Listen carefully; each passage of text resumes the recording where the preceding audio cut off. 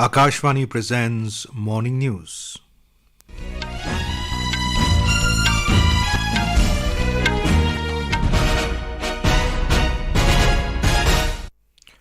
Good morning, I'm Abhishek Mukhopadhyay. The headlines. G20 Coordination Committee takes stock of security and logistics arrangements of G20 New Delhi Leaders Summit. Aatmanirbhar Bharat Rozgar Yojana exceeds initial employment generation targets. Finance Minister Nirmala Sitharaman emphasizes on digital capability upgradation of regional rural banks. Chief Election Commissioner Rajiv Kumar says various initiatives have been taken to ensure free, fair and peaceful elections in Mizoram. And in US Open Tennis, world number 1 and defending champion Swiatek beat Daria Saville in the second round at Aatmanirbhar Ashes Stadium in New York.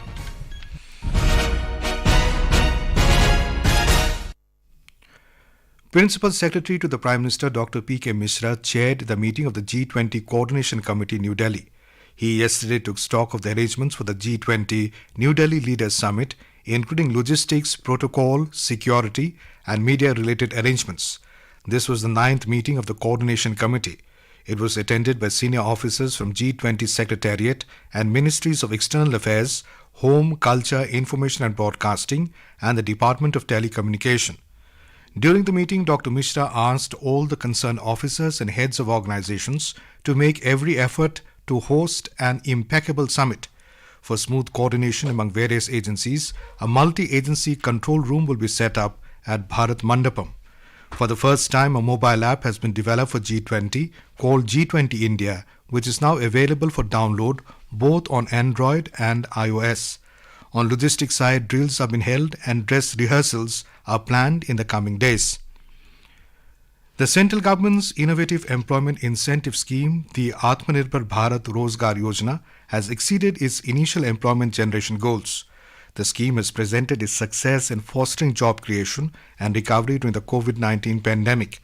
The Minister of Labour and Employment in a statement said that the scheme had set the target to benefit approximately 7.18 million employees across the country till its last date of registration in March 2022.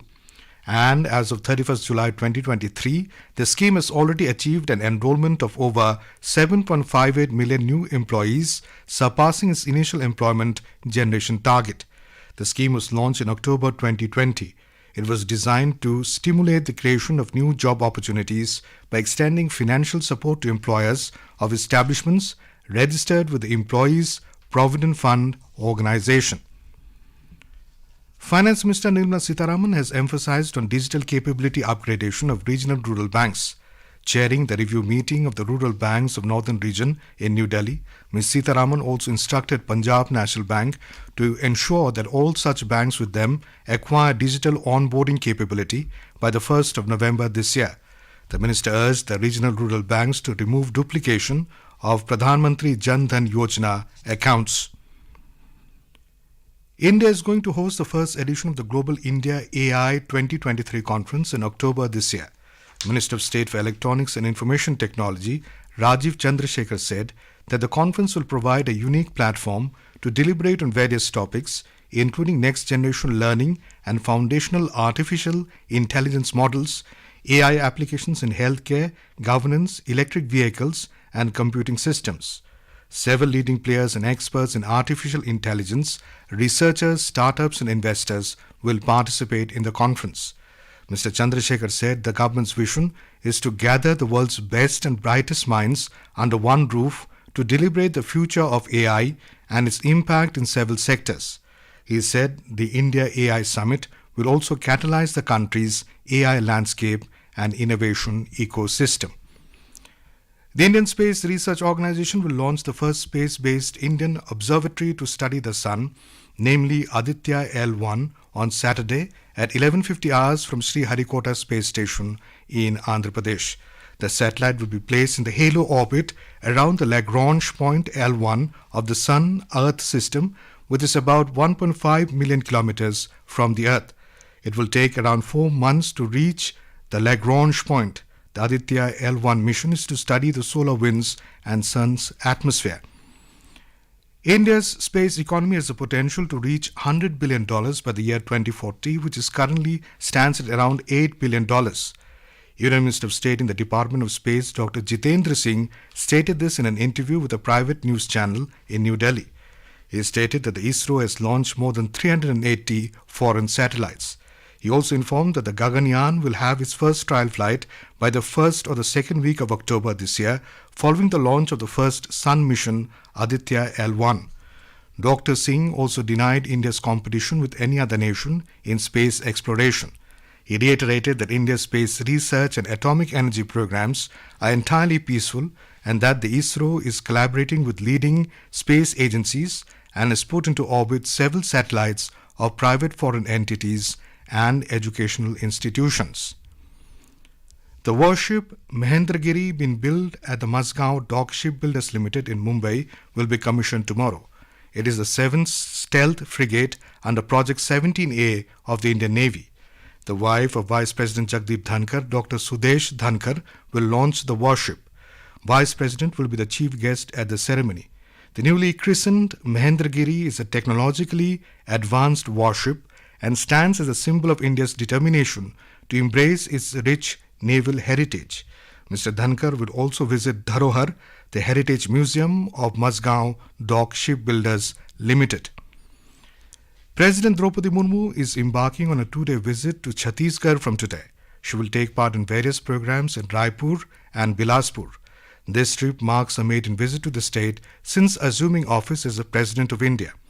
Upon her arrival in Raipur this morning, the President will participate in a program hosted by the Prajapita Brahmakumari Ishwarya Trust at Shanti Sarovar in Raipur.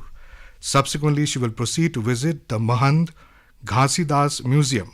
Tomorrow, she is scheduled to visit the Mahamaya Temple in Ratanpur, located in the Bilaspur district. Besides, the President will attend the 10th convocation ceremony of Guru Ghasidas Central University.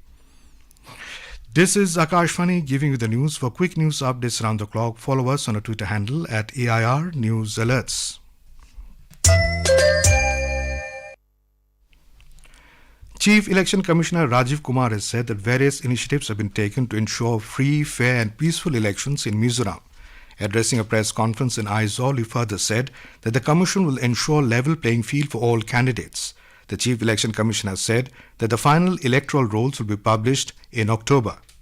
First-time voters between 18 to 19 years of age cohort are 40,934. The Commission has laid special emphasis on registration of new-age voters, old-age voters, and also the persons with disabilities.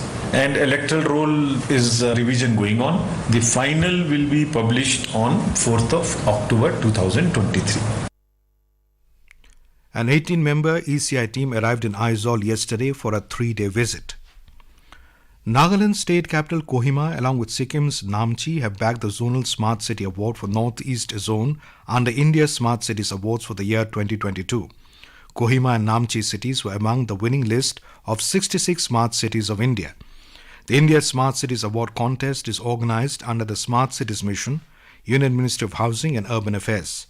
Chief Executive Officer of Kohima Smart City Development Limited, Kezazelhu Thunio, told a press conference in Kohima yesterday that the award marks an important milestone for residents of Kohima city. President Draupadi Murmu will felicitate the winners of the India Smart Cities Award contest on the 27th of September at Indore in Madhya Pradesh. The commencement of the Sagar Parikrama Phase 8 is set to take place today at Thangapatanam Fishing Harbour in Kanyakumari district, where Union Minister for Fisheries, Animal Husbandry and Dairying, Parshuttam Rupala, and Minister of State Dr. L. Murugan will jointly inaugurate the event. Our correspondent has the details. This phase of Saha Parikrama will be covering 4 coastal districts of Tamil Nadu, including Kanyakumari, Tirunelveli, Thuthukudi and Ramanathapuram. The minister will lay the foundation stone for the integrated seaweed park at Ramanathapuram district on the last day of the campaign and also launch the Tamil song on Saha Parikrama. Saha Parikrama project is an outreach program intended to reach out a fisher community across the coastal belt. The initiative has been launched to understand the issues, experiences and aspirations of fishermen as well as to examine the scope of seafood exports and popularize the programs in coastal areas. Leela Meenakshi from Akashvani, Chennai. In Jammu and Kashmir, 3 persons, including 2 children, were charred to death when a fire engulfed 3 temporary huts they were staying in at a village, Bingara, in Hamar Dhok in Ramban district last night. 2 critically injured persons have been admitted to PHC Ukral. Police have registered a case in this regard and started investigation. Lieutenant Governor Manoj Sinha has expressed grief over the loss of lives in the fire incident. In Jammu and Kashmir, the annual pilgrimage to the holy cave shrine of Sri Amarnath Ji in South Kashmir Himalayas, which started on the 1st of July this year, will come to an end today on the occasion of Shravan Purnima, coinciding the auspicious occasion of Raksha Bandhan. During the 62-day-long Yatra period, about 450,000 pilgrims, drawn from various parts of the country, have paid the obeisance to the naturally formed Ice Shiv Lingam at the holy cave shrine of Sri Amarnath Ji. Elaborate arrangements were put in place by the Union Territory Administration for successful Amarnath Yatra. North Korea launched 2 short-range missiles towards its eastern waters yesterday. South Korea's military said hours after the US flew at least 1 long-range bomber to the Korean peninsula. In a statement, South Korea's Joint Chiefs of Staff said that the missiles were launched from North Korea's capital region. Japan's defense ministry also announced that North Korea fired at least 1 suspected tactical ballistic missile. Earlier, the United States flew B-1B bomber to the Korean peninsula as part of field exercises with South Korea. In Gabon, military officers have seized power and placed President Ali Bongo under house arrest. They have named a new leader after the Central African state's election body announced Bongo had won a 3rd term. Saying they represented the armed forces, the officers declared on television that the election results were cancelled, borders closed and state institutions dissolved. Within hours, generals met to discuss who could lead the transition and agreed by unanimous vote to appoint General Brice Oligui Nguema, former head of the Presidential Guard. In US Open tennis, world number 1 and defending champion Iga Swiatek of Poland has advanced to the 3rd round of the women's singles, defeating Australia's Daria Saville 6-3, 6-4 at the Arthur Ashe Stadium in New York. In another match, Coco Gauff of the United States has entered the next round, defeating Russia's Mira Andreeva 6-3, 6-2. World number 4 Elena Rybakina of Kazakhstan also reached the next round after walkover from Australia's Ayla Tomljanovic. In men's singles, second seed 3-time winner Novak Djokovic of Serbia beat Spain's Barnabe Zapata Miralles 6-4, 6-1, 6-1 to enter the 3rd round of the tournament. And now for a look at today's newspapers, it's over to Renu Kataria. Thank you, Abhishek. US Congress clears landmark India-US fighter engine deal, leads Hindustan Times.